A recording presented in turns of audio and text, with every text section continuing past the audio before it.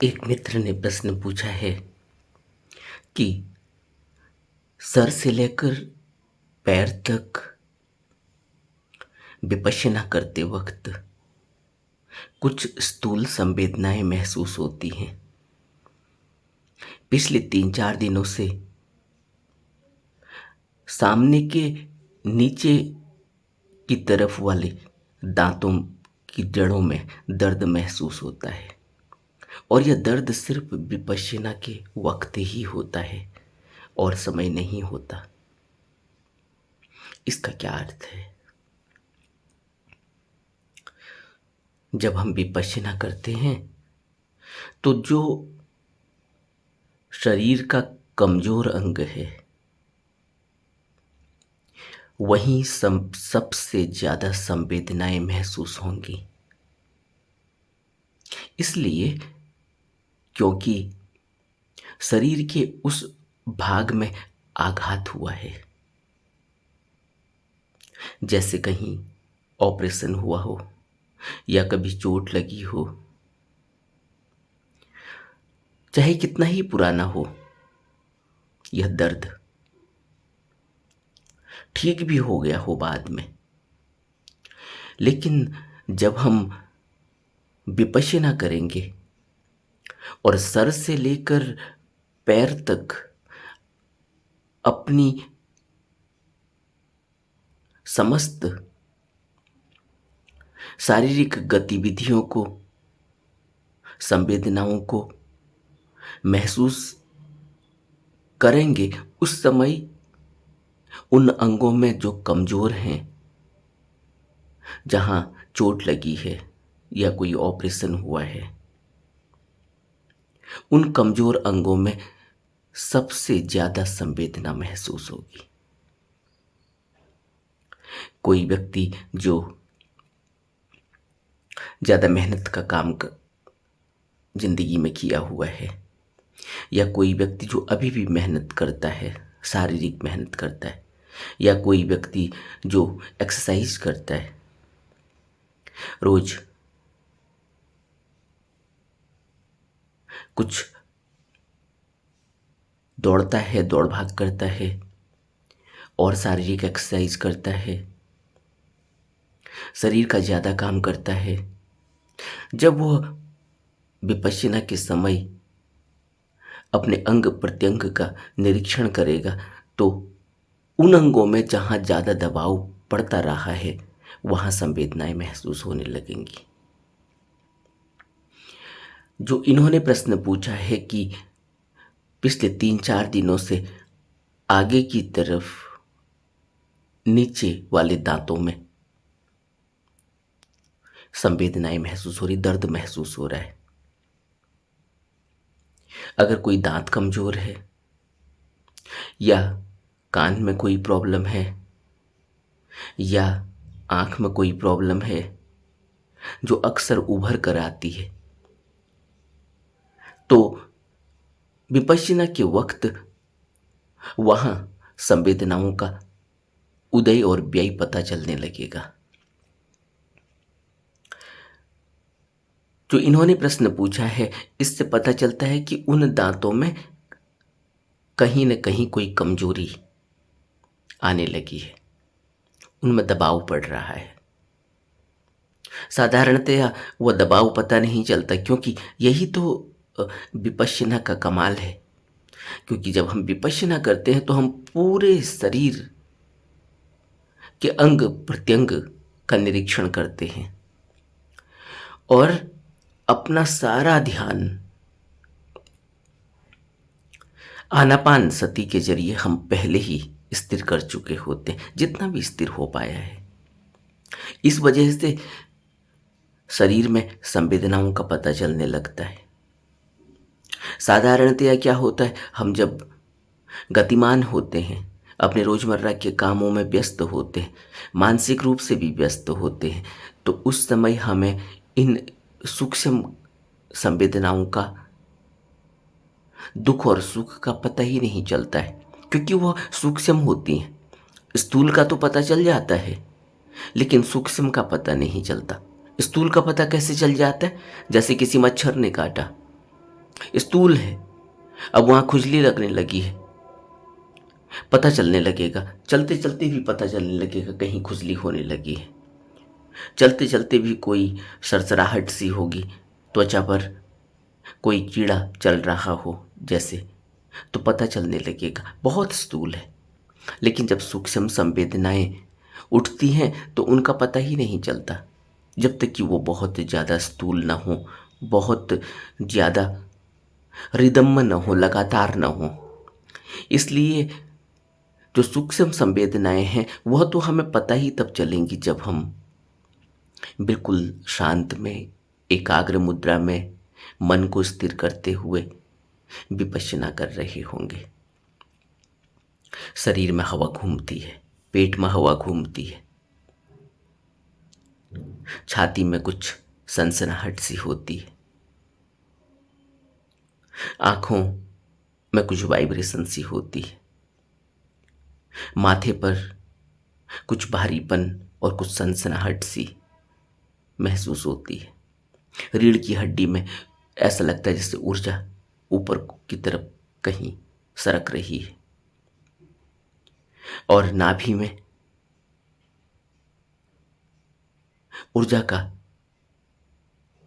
पता चलता है। ये सब संवेदनाएं सूक्ष्म हैं, स्थूल में पता नहीं चलती। अभी मैं कुछ दिनों पहले एक व्यक्ति का इंटरव्यू पढ़ रहा था। उन्होंने अपने विपश्यना के एक्सपीरियंस को बताया है। वो कहते हैं कि जब मैं विपश्यना में गया तो मैंने एक बहुत ही अद्भुत चीज को अपने अंदर महसूस किया। वो थी कि मेरा शरीर के कमर वाले हिस्से का ऑपरेशन हुआ था। कभी कोई चोट लग गई थी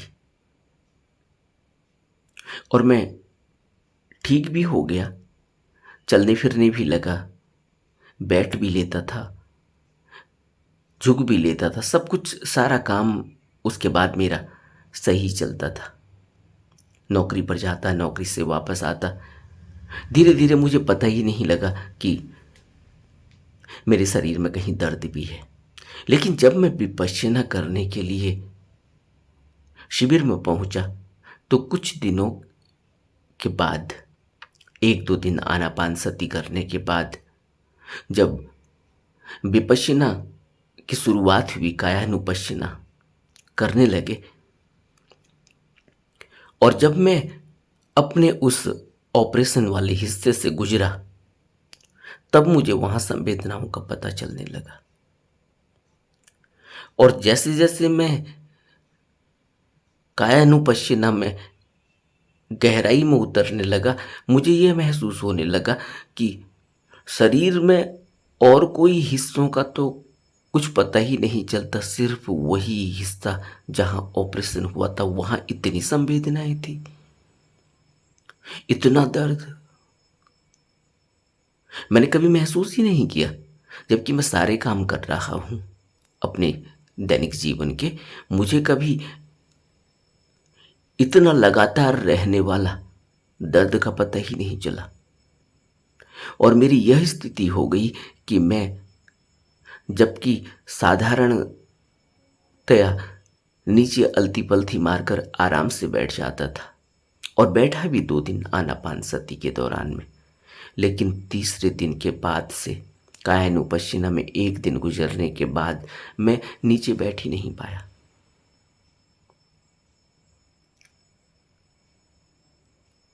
और धीरे धीरे मेरा वो दर्द इतना ज्यादा बढ़ गया, मुझे ऐसा लगता था जैसे वहां कोई बम फट रहे हैं, जैसे वहां कोई फुलझड़ियां जल रही।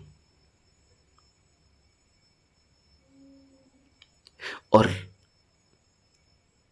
क्योंकि अब मैं कुछ और कर भी नहीं सकता था, वहां से वापस आ नहीं सकता था, क्योंकि मैं संकल्पित होकर गया था कि मुझे 10 दिन वहां बिताने ही है। कई सालों से मैं विपश्यना के शिविर के बारे में सोचता, लेकिन 10 दिन कभी निकाल नहीं पाया। वो पहली बार ही मौका था, इसलिए मैं उसको बीच में छोड़कर वापस नहीं आना चाहता था। जबकि दर्द असहाय था, नीचे बैठना मुश्किल था, लेकिन उसके बावजूद भी मेरा संकल्प कम नहीं हुआ। मैं नीचे तो नहीं बैठा, उसके बाद मुझे कुर्सी पर बैठने की अनुमति मिली। लेकिन वो जो दर्द था वह इतना सहनीय था, मैंने वो सहन किया। और एक स्थिति ऐसी आई कि फिर मैं वो दर्द से मुक्त हो गया। अब तक मैं विपश्यना कर रहा हूं, लेकिन अब मुझे वह संवेदनाएं जो उस दौरान में पता चली थी, उसके बाद मैं कभी भी उस तरह की संवेदनाओं को नहीं महसूस कर पाया। यही होता है,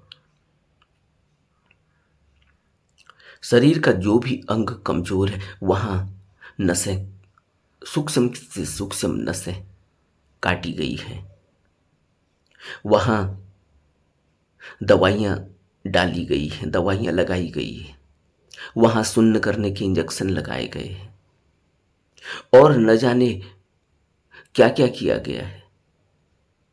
कितनी नाड़ियां कटी होंगी, कितनी नसें कटी होंगी, त्वचा कटी है। अब धीरे धीरे वहां रिकवरी हुई है, लेकिन अंग अभी भी कमजोर है। कुछ सूक्ष्म नाड़ियों में, नसों में अभी भी खून का वो दौरा नहीं चलता होगा, हल्का चलता होगा, कहीं ज्यादा चलता होगा, कहीं बिल्कुल बंद होगा। इस तरह की स्थितियों में जब हम कायानुपश्यना करते हैं तो संवेदनाओं का पता तुरंत चलने लगता है। जहां भी शरीर कमजोर होगा संवेदनाएं पता चलने लगेंगी। और ऐसा नहीं है कि वो संवेदनाएं तब नहीं हो रही हैं जब हम कोई और काम कर रहे हैं, उस समय भी हो रही हैं, लेकिन पता नहीं चलती। और जैसे ही हम एकांत होते हैं, स्थिर होते हैं, मन रुकता है, अंग प्रत्यंग का ऑब्जर्वेशन कर रहे हैं, निरीक्षण कर रहे हैं, जैसे ही वो उस अंग पर अटकते हैं, रुकते हैं, वहां सनसनाहट सी पता चलने लगती है, वहां दर्द पता चलने लगता है, वहां अलग अलग अनुभूतियां पता चलने लगती हैं। वहां कभी ऐसा लगता है कि जैसे कोई पिन चुभा रहा है, कभी ऐसा लगता है कि जैसे कोई वहां पिंच कर रहा है, कभी ऐसा लगता है कि जैसे वहां कोई कीड़ा सरक रहा है, कभी ऐसा लगता है कि जैसे वहां कोई कीड़ा काट रहा है, चींटी काट रही है, कभी ऐसा लगता है जैसे वो शरीर वो भाग सुन्न हो गया, कभी ऐसा लगता है कि जैसे वहां कोई किसी चीज को शक कर रहा है, खींच रहा है, चूस रहा है। इस तरह की अलग अलग संवेदनाओं का पता चलेगा। वह जितनी भी संवेदनाएं हैं वो शरीर के उस भाग के कमजोर होने का कारण है। वहां सबसे ज्यादा आहत हुआ है। और जब हम रोज अपने चलने फिरने का काम करते हैं और कोई काम करते हैं तो इतनी व्यस्तता होती है और इतना होश नहीं जगा हुआ होता है, होश काम में लगा हुआ है, दिमाग और जगह भी दौड़ रहा है, तो वहां दिमाग जाता ही नहीं, वहां मन जाता ही नहीं, इसलिए पता ही नहीं चलता जब तक बहुत ज्यादा स्थूल ना हो। तो जैसे जैसे हम कायानुपश्यना को बढ़ाते चले जाएंगे हम देखेंगे कि हमारी संवेदनाएं, पूरे शरीर में संवेदनाओं का पता चलने लगेगा। एक स्थिति ऐसी आएगी कि जो नाड़ियों में खून दौड़ रहा है, जो नाड़ियाँ बहुत ज़्यादा स्थूल होती हैं, जिनको हम बहुत आसानी से देखकर ही महसूस कर सकते हैं कि यहाँ हमें कुछ संवेदनाएं महसूस भी हो रही है और आंखों से दिखाई भी दे रहा है। उनमें हमें और कुछ संवेदना सनसनाहट पता चलने लगेंगी। इसी तरह से जो सर वाला हिस्सा है, उस सर वाले हिस्से में हमें, क्योंकि सबसे ज़्यादा हमारा ब्लड पंपिंग हार्ट से ब्रेन तक जो होता है, उसमें सिर में नाड़ियों का जंजाल है, वहाँ हमें महसूस होने लगेंगे। आपने देखा भी होगा कि छोटे से बच्चे को उसके तालू वाले भाग में, जो माथे के ऊपर वाला हिस्सा है सर का, उसमें आप धप धप धप धप देख भी सकते हैं और उसको महसूस भी कर सकते हैं। इतनी ज़्यादा उसमें आवाज़ भी होती है और वो दिखाई भी देता है। लेकिन जैसे जैसे हम बड़े होने लगते हैं, सर का वो भाग मजबूत होने लगता है, बाल आ जाते हैं, हमारी चहलकदमी बढ़ने लगती है, हमें फिर पता नहीं चलता, शरीर मजबूत हो गया, पता ही नहीं चलता। जबकि आज भी वहां उसी तरह से हो रहा है, आज भी वहां उसी तरह की संवेदना उठ रही है, लेकिन हमें पता नहीं चलता। अभी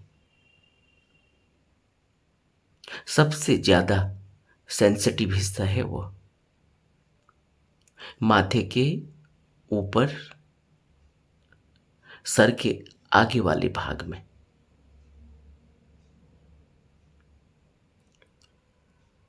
वहां सबसे ज्यादा सेंसेशन होती है, लेकिन पता नहीं चलती।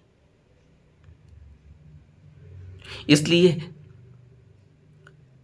कायानुपश्यना को करने से पहले आनापान सती का गहरा अभ्यास जरूरी है, और धीरे धीरे हम यह महसूस कर पाएंगे। एकदम से नहीं होगा, सालों लगते हैं। और इन संवेदनाओं को महसूस करके क्या होगा, यह भी एक प्रश्न कभी किसी ने पूछा था कि अगर संवेदनाएं महसूस भी होने लगी तब क्या हो जाएगा। जब संवेदनाएं महसूस होने लगेंगी तो सबसे काम बड़ा यह होने वाला है कि हमें अपनी भावनाओं के ऊपर नियंत्रण आने लगेगा। क्रोध उठा, पता चला क्रोध उठा है, तो क्रोध की वह मार जो बेहोशी में हम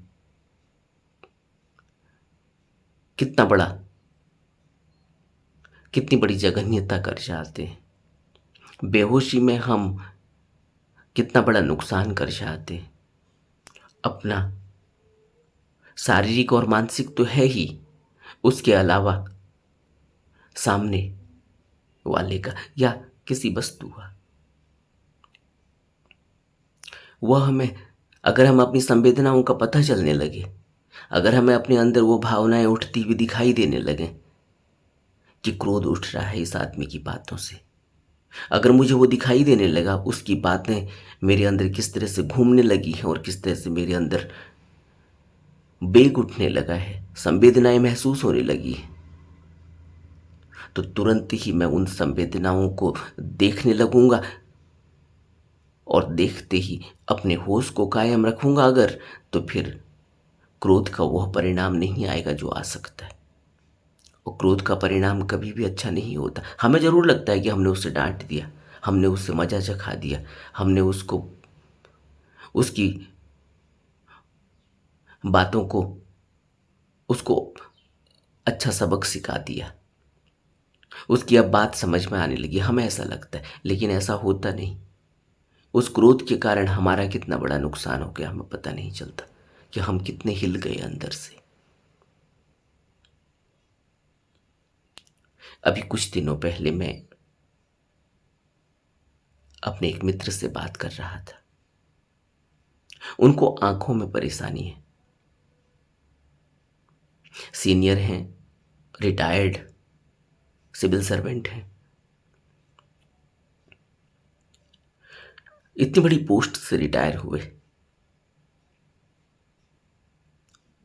आईजी थे वो कभी किसी स्टेट में। बातचीत के दौरान में उन्होंने मुझे बताया कि मेरा कई सालों से सिर्फ एक रूटीन है, एक डिसिप्लिन है, एक ही तरह का खाना, कभी उसमें किसी भी प्रकार का इधर उधर नहीं होता। उसके बावजूद भी मेरी आंखों में जो ऑब्जर्वेशन से पता चलता है डॉक्टरों को, टेंशन बहुत ज्यादा है। आंखों में टेंशन, आंखों की टेंशन को वो जब नोटिस करते हैं, उस वजह से आंख में परेशानी है। खाना बिल्कुल सेम है, क्या केमिकल रिएक्शन हो रहा है उस स्ट्रेस से जो अंदर है। और वो अंदर क्या स्ट्रेस है मुझे नहीं पता। मेरी जिंदगी तो बिल्कुल ही बड़ी खुशहाल है। मैं बिल्कुल बिल्कुल ही शांत हूं। इसलिए मैंने रिटायरमेंट के बाद फिर किसी भी प्रकार के पद को स्वीकार नहीं किया। लेकिन उसके बावजूद भी जब भी आई टेस्ट होता है, जब भी आंखों का पूरी जांच पड़ताल की जाती है, तो कभी आंखों में रोशनी होती है, कभी आंखों में रोशनी नहीं होती, कम होती है। कम होती है, उसका कारण पता चलता है तो पता लगता है कि टेंशन। ये टेंशन दिमागी टेंशन तो का हिस्सा है या आंख की अपनी टेंशन है। आंख की भी अपनी टेंशन है, उसका अपना स्ट्रेस लेवल है। अब वो स्ट्रेस लेवल कैसे बढ़ता होगा, मैं अभी कुछ पढ़ता भी नहीं। मैं मोबाइल का भी ज़्यादा इस्तेमाल नहीं करता, मैं कुछ लिखता भी नहीं अब। पहले कॉलम लिखता था, अब कुछ नहीं करता। लेकिन उसके बावजूद भी इतना स्ट्रेस कहाँ है, कैसे है, कब से है। तो इससे एक बात मुझे जो महसूस होती है वो यह कि शरीर का अपना एक मैकेनिज्म है और वो अभ्यस्त हो जाता है इस तरह से। आंखें कितनी कब रिलैक्स हैं और कब रिलैक्स नहीं हैं यह पता ही नहीं चलता, क्योंकि अंदर इतनी सूक्ष्म संवेदनाएं उठ रही हैं, चल रही हैं कि हमें पता ही नहीं चलता।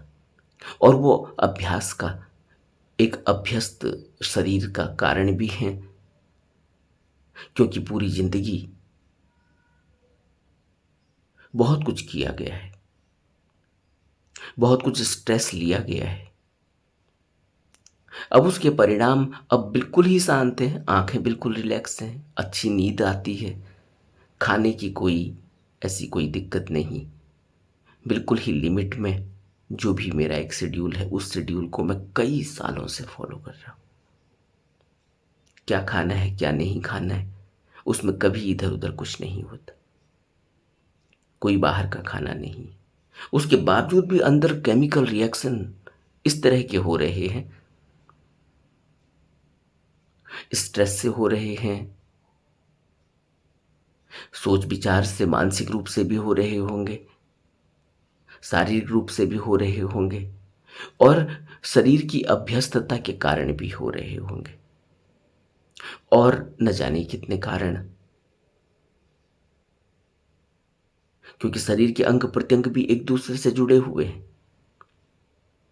कान में अगर हवा ज़्यादा चली गई, ज़्यादा देर अगर बाहर हवा में रहा गया हो, तो उसका असर आंखों में आ जाएगा।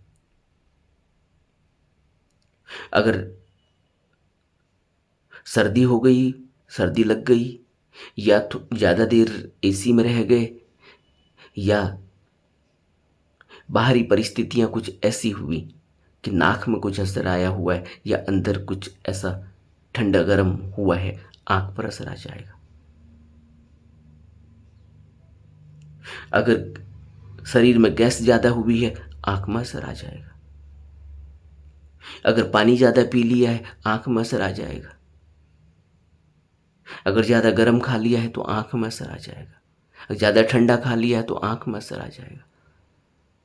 हम कल्पना भी नहीं कर सकते कि कितने तरह से संवेदनाएं उदय और व्यय होती हैं, उनके परिणाम शरीर पर आते हैं। आज तो विज्ञान इतना विकसित हो गया, और उस विकसित विज्ञान की वजह से हम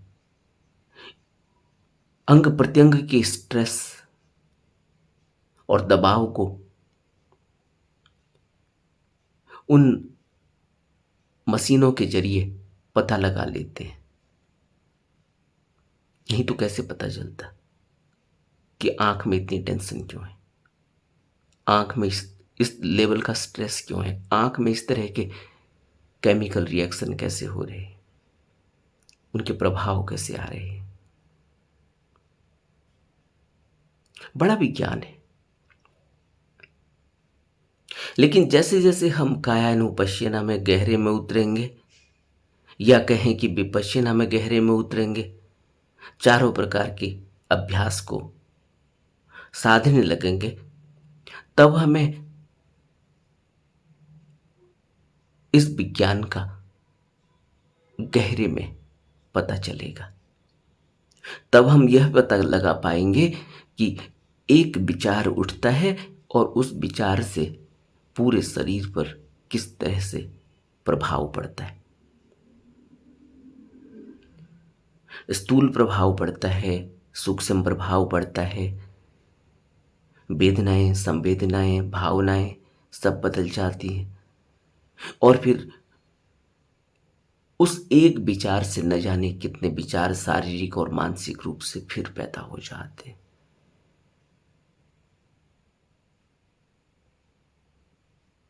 इसलिए हमें अभी लंबे अभ्यास की आवश्यकता है। जैसे जैसे हमारा अभ्यास गहराई लेने लगेगा, हम अपने मानसिक तल के बदलते हुए रूप को देख पाएंगे, शारीरिक स्तर पर बदलते हुए रूप को देख पाएंगे, महसूस कर पाएंगे।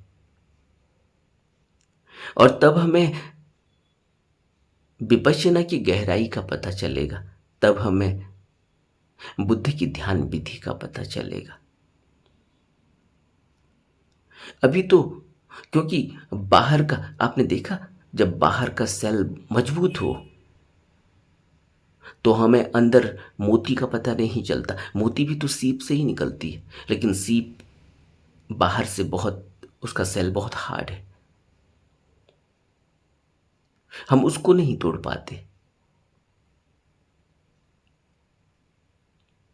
यही हमारे साथ हो रहा है, क्योंकि हमारे जीवन की अभ्यस्तता आज की हमें लगती है, शारीरिक रूप से हमें लग रहा है कि अभी हमारे जीवन के 50 साल बीत गए, या 20 साल बीत गए, या 70 साल बीत गए।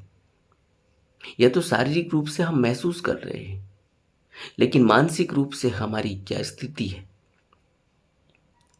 क्योंकि संस्कार तो न जाने कब से पीछा कर रहा है।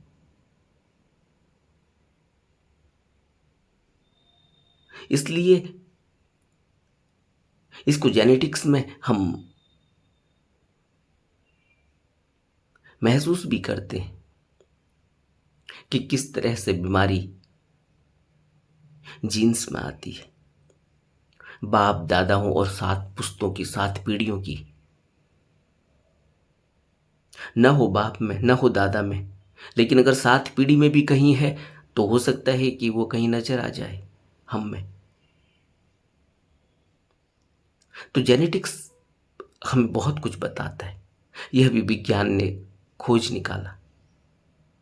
तो हम कल्पना नहीं कर पाएंगे, लेकिन ध्यान के माध्यम से जो बुद्ध अपने उपदेशों में कहते हैं कि जन्मों जन्मों का पता चल जाता है कि कहाँ से यात्रा चल रही है, कितनी लंबी यात्रा है। वो बुद्ध का अपना अनुभव है, हमारा अनुभव नहीं है। अभी तो हमने उसको सिर्फ पढ़ा है, सुना है, लेकिन जन्मों का अनुभव हमारा न हो भला, लेकिन कल का अनुभव तो हमारा है ही कि कल मैंने क्रोध किया था और उसके परिणाम अब तक मैं भुगत रहा हूं, अब तक मेरा सर भारी है। कल मैंने क्रोध किया था, एक टेंशन पैदा हुई थी अंदर, और आज मेरा ब्लड प्रेशर अभी तक बढ़ा हुआ है, यह मुझे पता है। इसी तरह से खाने में, इसी तरह से पीने में, इसी तरह से नहीं सोने में, इसी तरह से ज़्यादा सोने में, इसी तरह से ज़्यादा एक्सर्शन बॉडी को देने में, लगातार यात्रा करने में, लगातार सुस्त एकांत में बैठने में, मानसिक रूप से ज़्यादा स्ट्रेस देने में, उसके परिणाम अगले दिन हमें पता चलते हैं। और शारीरिक रूप से भी पता चलते हैं और मानसिक रूप से भी पता चलते हैं कि कल एक विचार उठा था, उस विचार से आज 1 लाख विचार पैदा हो चुके हैं। कल किसी ने गाली दे दी थी, उस गाली से न जाने कितने विचार पैदा हो गए। कल कुछ पैसों की दिक्कत हो गई थी, पैसों का अरेंजमेंट करना है, या कोई इवेंट्स की बात थी, अब उसको किस तरह से वो संपन्न होगा, उस पर एक विचार उठा था, एक विचार न जाने कितने विचार पैदा कर गया। कहाँ से पैसों का इंतजाम होगा, उससे मांग लूँ, इससे मांग लूँ, बैंक से मांग लूँ, ये कागज़ दिखाने पड़ेंगे, वो कागज़ दिखाने पड़ेंगे, रजिस्ट्री देनी पड़ेगी, मॉर्गेज करना पड़ेगा, न जाने कितनी बातें। इससे पूछ लूँ, उसने भी लोन लिया था, कैसे लिया, कौन सा कंसल्टेंट अच्छा होगा, कौन कम पैसे में काम कर देगा, क्या करेगा क्या नहीं करेगा, कैसे वापस देना होगा, इंस्टॉलमेंट कैसे चुकानी होगी, कैसे 15-20 सालों के आगे के बारे में आदमी सोचेगा, बच्चों का खर्चा कैसे चलेगा, तो ये कैसे होगा, वो कैसे होगा। एक विचार उठा था, उस एक विचार से भविष्य की इतनी बड़ी प्लानिंग हो जाती है। आसान नहीं है जीवन, आसान नहीं है ध्यान करना, आसान नहीं है इस जिंदगी से मुक्ति पा लेना। लेकिन जैसे जैसे हम विपश्यना में रुकने लगेंगे, मन थिर होने लगेगा, तब हमें इन सभी गतिविधियों का पता चलने लगता है, तब हमें आवश्यकीय और अनावश्यकीय का पता चलने लगता है। तभी तो बुद्ध की बातें बहुत ही ज़्यादा सामान्य प्रतीत होती हैं। बुद्ध कहते हैं कि कितना चाहिए, भूख लगी तो भोजन ताकि भूख शांत हो जाए, प्यास लगे तो पानी ताकि प्यास बुझ जाए, इसके अलावा और क्या चाहिए। ठंड लगी, गर्मी लगी, 2 जोड़ी 3 जोड़ी चीवर चाहिए, कपड़े चाहिए। और हमारी जिंदगी कैसी चल रही है, कितना कुछ हमारे पास है, उसके बाद भी हम शांत नहीं, उसके बाद भी हमारी भूख कम नहीं हुई।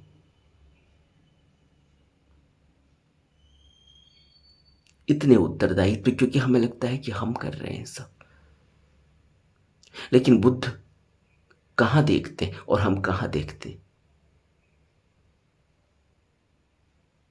और बुद्ध ने जो उत्तरदायित्वों का निर्वहन किया, क्या हम कभी कर पाएंगे।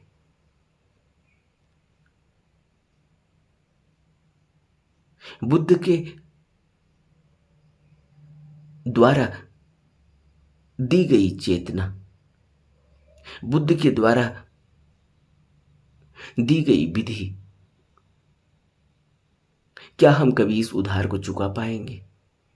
बुद्ध के द्वारा दिए गए उपदेश इस जनमानस को आज भी 2800 साल के बाद भी, बुद्ध का कल्याण कितना बड़ा है मानव के प्रति, समाज के प्रति, कुदरत के प्रति। और हम बुद्ध को कहां बांध देते हैं? एक मजहब में? सभी बुद्धों को।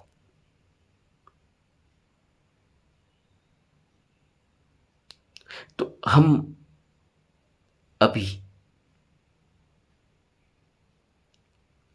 अभी तो शुरुआत भी हुई या नहीं हुई, यह विचारणीय प्रश्न है।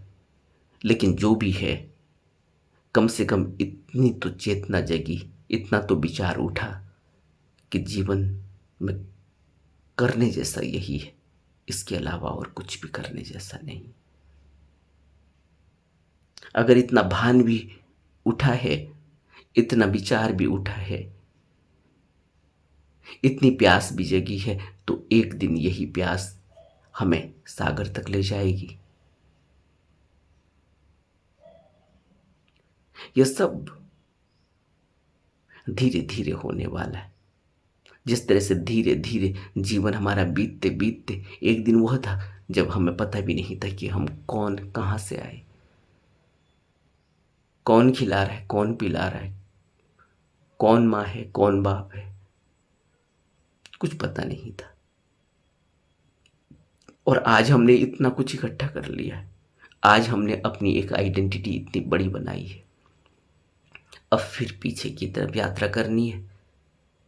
और यात्रा इतनी ही नहीं है कि 50 साल की यात्रा है कि फिर बचपन और फिर वही पैदा हुए दिनों में जाना है। पीछे की यात्रा करनी है कि ये यात्रा कहाँ से शुरू हुई, संस्कार कहाँ से लगा, कैसे मिटेगा, उसके बाद क्या है, कौन सी सुन्नी की अवस्था बुद्ध कहते हैं। इतने सामान्य और साधारण उपदेश हैं, लेकिन उनकी गहराई कितनी है अभी हम नहीं समझ पाते। तो इसलिए जो इनका प्रश्न है कि संवेदनाएं अब आगे वाले दांतों में, नीचे की तरफ वाले दांतों में दर्द सा महसूस होने लगा है कुछ दिनों से, 3-4 दिनों से। और बुद्धों ने तो हमसे यहां तक कहा कि 6 महीने पहले यह शरीर बताने लगता है, इसकी संवेदनाएं बताने लगती हैं कि शरीर में कोई बीमारी आने वाली है। 6 महीने पहले। और यहां तो अंतिम स्टेज पे कैंसर पहुंच जाता है, तब तक पता नहीं चल रहा है। जरा सोचो तो, बुद्धों की प्रैक्टिस, बुद्धों का अभ्यास कैसा रहा होगा, बुद्धों की चेतना कैसी रही होगी, क्या हम कभी कल्पना कर पाएंगे?